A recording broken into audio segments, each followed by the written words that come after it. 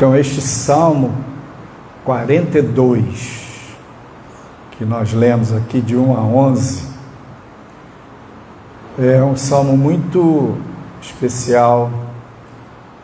Os salmistas, de um modo geral, eram pessoas que tinham uma experiência com Deus. Então, os salmos falam de uma maneira poética, de relacionamento,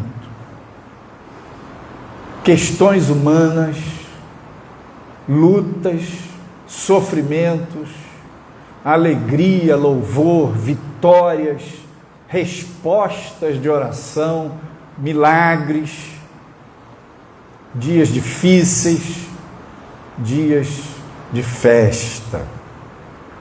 Então é muito interessante, porque nos salmos você tem uma linguagem bem humana, bem nossa, para derramar seu coração. Nos salmos a gente tem as experiências humanas sem maquiagem, apesar da beleza poética. Nos salmos a gente tem exemplo de relacionamento vivo com Deus nas horas difíceis. E neste Salmo 42, ele começa falando como o cervo, né, o gamo, ele, quando está no campo, na mata, nas montanhas, ele suspira. Muitos animais farejam de longe a água. Esse suspira é o cervo, ele vai sentindo pequenas partículas de umidade no ar, e ele vai como que farejando de onde vem aquela umidade e encontra a fonte de água. Então, o salmista diz assim: como o cervo brama pelas correntes das águas, assim suspira a minha alma por ti, ó Deus. A minha alma tem sede de Deus, do Deus vivo. Quando entrarei e me apresentarei ante a face de Deus? Então ele começa nesses 2 versículos falando dessa fome de Deus, dessa sede de Deus. E dessa intuição que o animal tem para encontrar a água. E ele compara esta intuição com o nosso farejar, com o nosso suspirar pela presença de Deus. Nos versos seguintes, 3, 4, 5, ele vai falando que está passando por luta. Fala das lágrimas que servem de mantimento de dia e de noite. Quando as pessoas perguntam: e aí, você está passando por isso? Cadê seu Deus? Então, pessoas ímpias, pessoas que não temem, que não creem, que caçoam à volta dele, dizendo: você não é crente? E hoje em dia, por uma questão às vezes de politicamente correto, as pessoas não falam isso, não verbalizam isso, mas quando vê você passando por uma aflição, dentro delas elas dizem: tá vendo? Olha lá, aquele crente, aquela crente passando o sofrimento. Cadê Deus? Não fala de Deus? passando por aquele aperto financeiro, passando por aquele problema de saúde, passando por aquele problema na família, né? E quando a gente se sente assim, parece de um lado que você está desamparado, parece que as suas orações não foram ouvidas e que quem está à sua volta caçoa, tira onda, tem um desdém em relação à sua fé. No verso 4 ele diz assim: quando me lembro disto, dentro de mim derramo a minha alma. É interessante que o Mauro, no testemunho dele, ele foi lá e derramou a alma dele, chorou, né? Pois eu havia ido com a multidão, fui com eles à casa de Deus, com voz de alegria e louvor, com a multidão que festejava. Então ele está passando por um momento difícil e lembra daquele período abundante de festa, de celebração, de presença manifesta de Deus, na presença do Senhor e de muitos que o temem, que o buscam. E aí, no verso 5, tem um ponto muito interessante, que diz: por que estás abatida, ó minha alma, e por que te perturbas em mim? Espera em Deus, pois ainda o louvarei pela salvação da sua face. Verso 6: ó meu Deus, dentro de mim a minha alma está abatida, por isso lembro-me de ti, desde a terra do Jordão, desde o pequeno monte. Aqui a gente vê uma coisa muito interessante que o salmista vive e a gente aprende, que é, naquela circunstância difícil, em dado momento ele conversa com ele mesmo. Ele pergunta para a alma dele: por que estás abatida, ó minha alma? E por que te perturbas dentro de mim? E no verso seguinte, ele clama a Deus, no 6, ó meu Deus, dentro de mim a minha alma está abatida.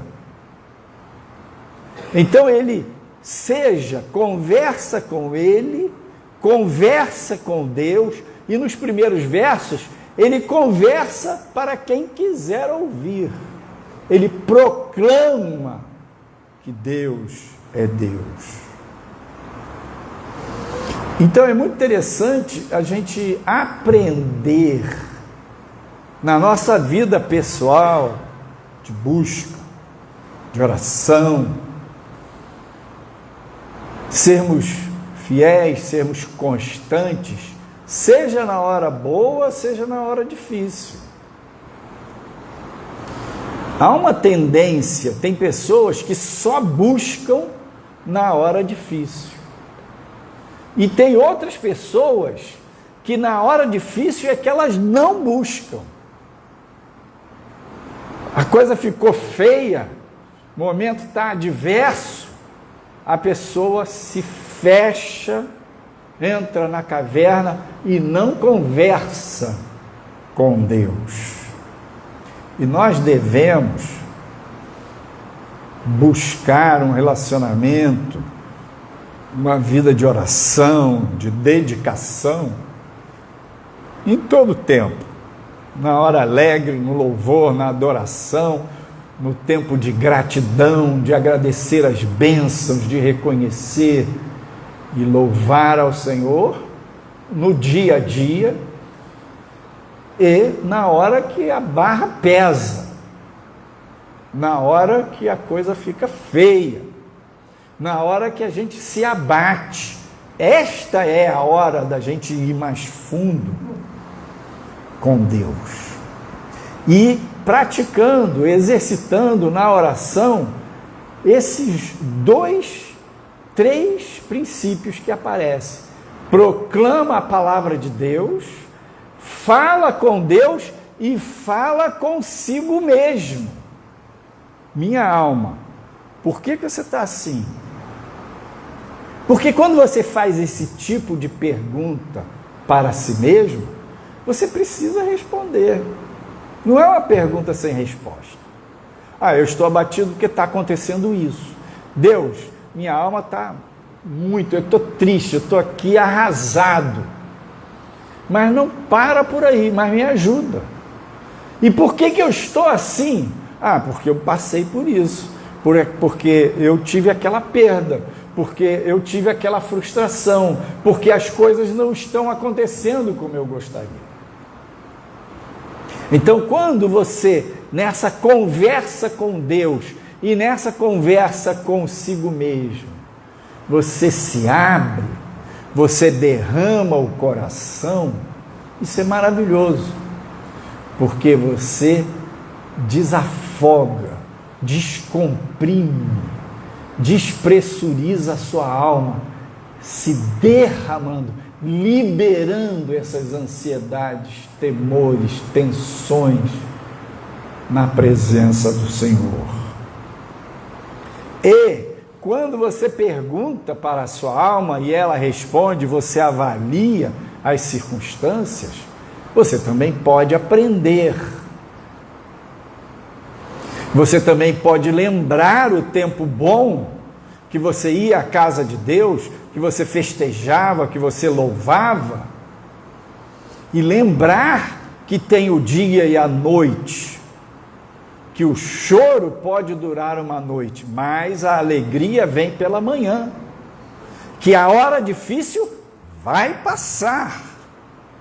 Então é muito interessante, porque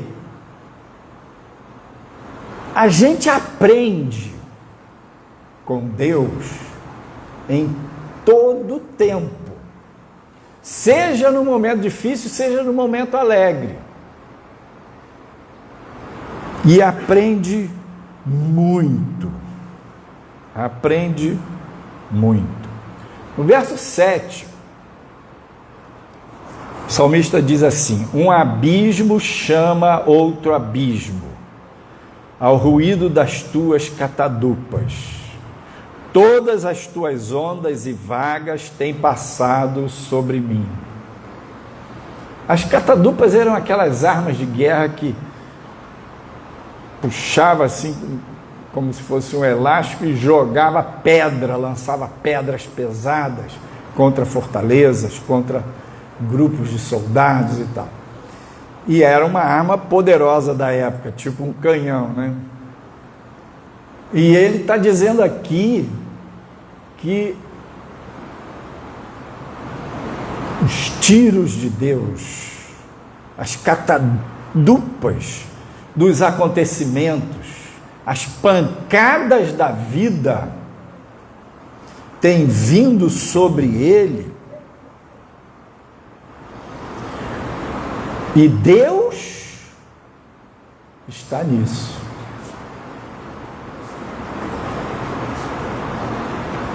Deus está nas circunstâncias. As tuas ondas têm passado sobre mim. Quando a gente entra no mar, numa situação que o mar está com onda, e às vezes você entrou numa hora que estava mais fraquinho e daqui a pouco começa a levantar uma onda, outra onda, os surfistas dizem que, em geral, vem sequências de ondas grandes em números ímpares. 3, 5, 7 ondas. Então, quando você entrou e estava mais fraco, e aí vem uma onda, vem outra onda, a impressão que a gente tem é que aquilo não vai acabar nunca, que as nossas forças vão se esgotar, que a gente não vai conseguir furar todas aquelas ondas. E esta é uma boa imagem de quando a gente está passando um momento difícil. Porque nossa mente tende a se voltar para o problema e vê uma pedra atrás da outra, uma bomba atrás da outra, uma onda atrás da outra, e a gente fica com aquela ideia, com aquela crença de que aquilo não vai passar. Mas passa. Passa. No verso 8 ele diz: contudo o Senhor mandará a sua misericórdia de dia, e de noite a sua canção estará comigo, uma oração ao Deus da minha vida. Direi a Deus, minha rocha: por que te esqueceste de mim? Porque ando lamentando por causa da opressão do inimigo.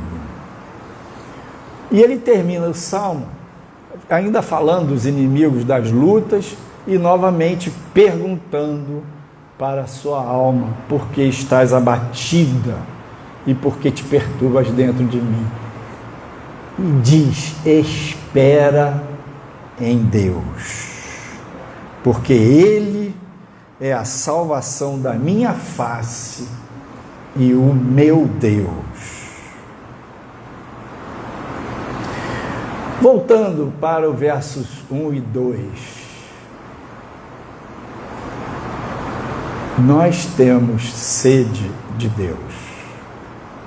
Todo ser humano, o espírito do ser humano, anseia por Deus, suspira. E essa imagem da sede é muito interessante, porque é uma sensação de falta. Você, quando sente sede, você percebe que está faltando algo. E nós vivemos numa terra caída, quebrada, marcada pela maldade humana, sob um governo espiritual do mal, o mundo espiritual das trevas. E todo o movimento do mundo espiritual das trevas é no sentido de sufocar, de anestesiar a nossa sede de Deus, de engambelar, de distrair a nossa fome de Deus com falsos alimentos que não têm nutrientes, que enche a barriga, mas não alimenta. Então, muitas vezes, você não se dá conta de quanto você carece de Deus, de quanta fome e quanta sede você tem. E aí você meio que vai levando a vida, vai tocando a vida e busca um relacionamento com Deus muito direcionado a circunstâncias, coisas e projetos, pedidos, dificuldades imediatas. Meio que relacionamento com Deus é para ajudar a apagar incêndio e vamos que vamos. Fome de Deus eu tenho desejo, eu tenho gana por Deus. Sede de Deus eu anseio me encontrar com Ele. E como é bom encontrar com Ele. Quando você está sedento, como é bom você beber um copo bem grande de água fresca. Aquilo dessedenta, aquilo sacia. Temos fome da presença de Deus, da palavra de Deus, da voz de Deus, da manifestação da pessoa dele em nós. E quando você experimenta isso, é interessante, porque quando a gente tem fome, a fome vai aumentando, vai aumentando, aumentando, e a gente vai ficando fraco, né? E quem passa por inanição mesmo, que a questão da fome tem a subnutrição, é a pessoa que está mal nutrida e por isso perdeu massa muscular, perdeu gordura, mas tem a desnutrição. A desnutrição é o estágio mais profundo, que a pessoa perde não só toda a gordura do corpo, como a massa muscular. E no estado de inanição, de desnutrição profunda, a pessoa perde o apetite. Porque é uma defesa do corpo, para ela não ficar mais sentindo aquela fome, aquela falta. Claro que ela tem fome, mas não tem aquele desespero.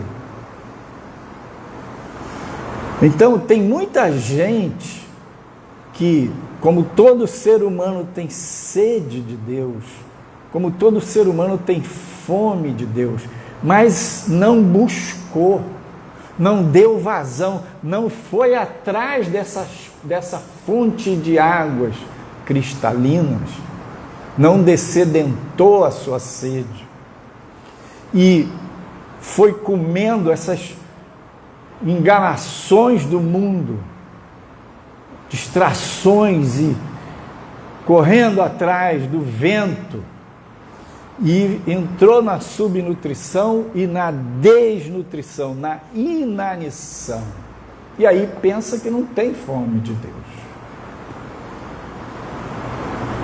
Pensa que não tem fome da palavra de Deus, passa a ter um certo fastio das coisas espirituais.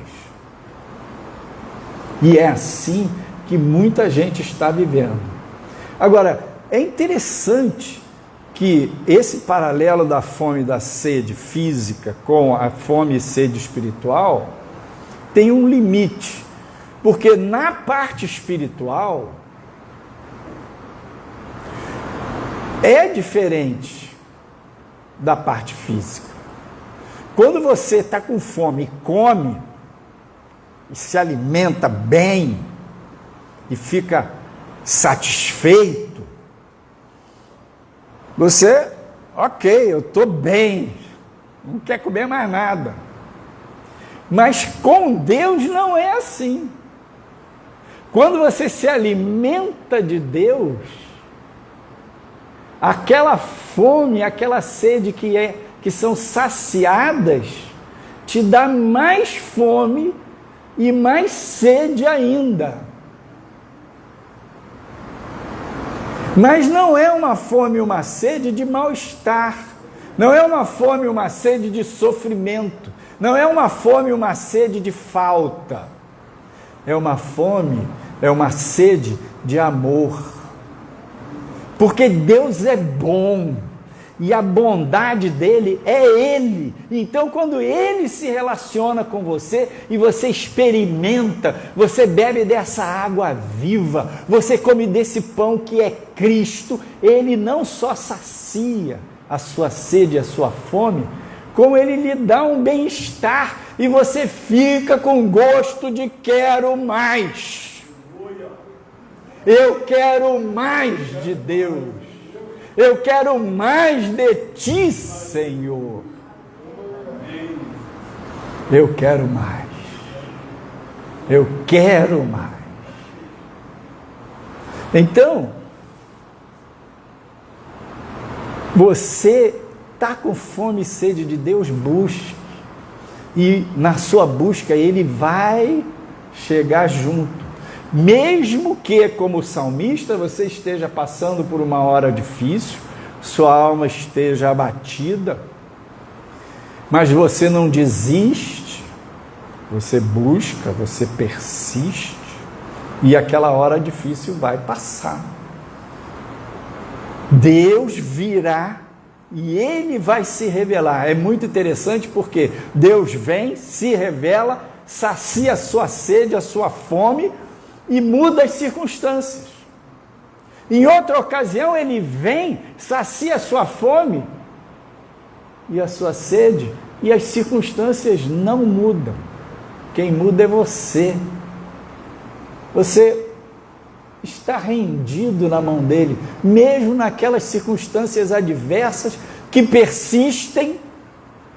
Com ele, nele, na presença dele, você está de bem com Deus, de bem com a vida e com a sua realidade. É impressionante, porque a nossa vida é Ele, não é as circunstâncias arrumadas do jeito que a gente quer, é Ele. E um profeta menor diz que haverá um tempo, e eu acho que esse tempo não está longe, em que os homens terão fome da palavra de Deus, que os homens vão correr daqui para lá buscando a palavra e não vão achar. Hoje você está ouvindo a palavra de Deus. Hoje você tem acesso, você pega uma Bíblia online, você tem 10, 15, 20 versões, 1000 e tantos idiomas, você estudo bíblico para todo lado, coisa de muita qualidade no YouTube, pregação, muita coisa. A palavra de Deus está circulando, não só como uma doutrina boa, uma pregação boa, mas com unção, com presença, com pão vivo, com água viva. Mas haverá um tempo que isso vai cessar. Então, o dia é hoje. Se aconteceu de você estar subnutrido, está meio desanimado, está cansado, ou de você estar desnutrido, com inanição, já não tem percepção do seu apetite. Imagina que o mundo espiritual, que está logo acima de nós, a Bíblia diz que Satanás é o governante do mundo espiritual nesta terra. Então, logo acima das nossas cabeças, na dimensão, na quarta dimensão, na dimensão espiritual, está uma camada de trevas que se opõe, que cria barreira entre nós e Deus. E aos olhos de Deus isso não é nada. Mas tem uma outra camada que cria barreira entre nós e Deus, que são os nossos pecados. E a barreira espiritual prevalece, domina, se fortalece em cima da barreira humana dos nossos pecados. Então, esse conjunto de barreiras cria uma cúpula impermeável. E quando você tenta furar isso, você encontra um bloqueio. Parece que a sua oração bate e volta. Parece que não tem correspondência. E você está abatido, já orou uma vez, já falou com Deus, já falou com sua alma. E nada. Mas eu digo para vocês, maior é aquele que está em nós do que aquele que está no mundo. Mais poderoso é o Senhor. E o Senhor repreende o inimigo. O inimigo não é nada aos olhos do Senhor. Ele é forte, é mais forte do que nós. Mas nossa questão, em primeiro lugar, é com Deus. Então, esta camada que diz respeito aos nossos pecados, indiferença, desdém com as coisas de Deus, nosso fastio, nossa rebeldia, nossos maus pensamentos, maus hábitos. Isso aqui a gente precisa se arrepender. Isso aqui faz uma barreira entre nós e o nosso Deus. E é em cima disso aqui que o inimigo bota aquela lona, aquele plástico impermeável para bloquear, e você ter a sensação de que não vai dar. E quando a pessoa se afasta, isso vira uma craca, uma carapaça muito mais grossa, e o inimigo trata de vender para a pessoa a ideia de que não tem jeito, agora pisou tanto na bola que é irreversível. Pois eu digo para você, se nós confessarmos os nossos pecados, Ele é fiel e justo para nos purificar de toda injustiça, e o sangue de Jesus Cristo, Filho de Deus, nos lava de todo o pecado.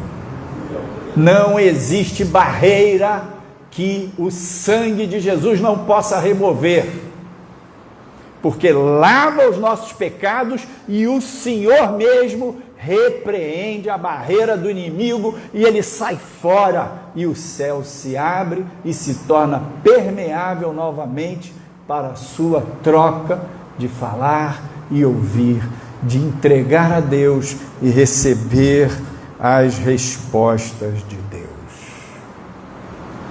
Então vamos orar, vamos pedir ao Senhor para perdoar nossos pecados. Às vezes são pecados casca grossa, outras vezes são casca fina.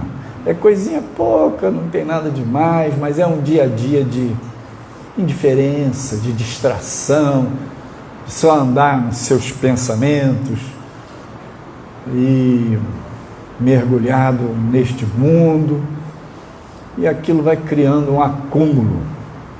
Nós vamos dizer para o Senhor: Senhor, eu tenho fome e sede de Ti, e eu quero viver essa fome e essa sede e ter mais fome.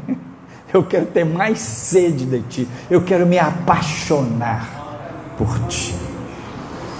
Ó Senhor, clamamos a Ti, pedindo, vem. Clamamos a Ti dizendo: a nossa alma está abatida. Clamamos a Ti dizendo: perdoa nossos pecados, purifica-nos das nossas injustiças e de toda obra morta, tudo que é natural, que é vão. Lava-nos com o sangue de Jesus e ajuda-nos a exercer a fé no poder do nome de Jesus. E em nome de Jesus nós repreendemos toda barreira, toda muralha, todo o céu fechado que o inimigo colocou, toda a capa plástica, nós repreendemos em nome de Jesus, porque o caminho foi aberto pelo sangue do Cordeiro, e nós repreendemos com este nome, com a autoridade deste nome de Jesus, e declaramos: fome e sede de Deus, sim, e vamos buscar a Deus, sim, e o abatimento da nossa alma terá o conforto da presença do Senhor, e o Senhor vai mudar as nossas circunstâncias, e ainda que não mude, nós Te adoraremos, nós Te louvaremos, Senhor. Tu és o Deus da nossa salvação, em nome de Jesus, amém.